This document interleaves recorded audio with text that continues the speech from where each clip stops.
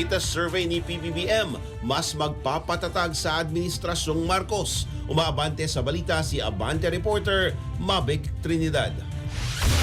Abante Radyo Live Report. Nagpapakita lang ng katatagan para sa Administrasyong Marcos ang pinakahuling survey ng isang research group.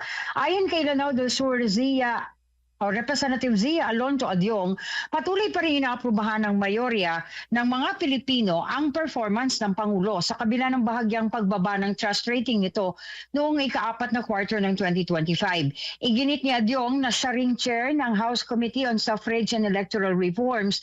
Ang datos ng survey na bagamat may kaunting pagbabago sa trust rating ni Pangulong Marcos mula 57% noong ikatlong quarter pababa sa 48% sa ika-4 na quarter ay lampas pa rin sa mayorya ang approval rating ng kanyang performance na 51% naman noong December 2025 mula sa 54% noong October ng nakaraang taon.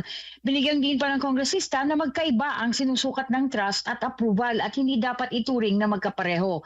Dagdag pa niya, nagpapahiwatig ng continuity ang mga numero ng survey. Nakatunan niya ang administrasyon sa pamamahala, paghahatid ng serbisyo at pangmatagal ng mga reforma. Idinagdag ni Adyong na ang mayoryang approval ay mahalagang sukatan ng lehitimasyon sa pamamahala. Ayon pa sa mambabatas, dapat manatili sa tamang landas ang administrasyon.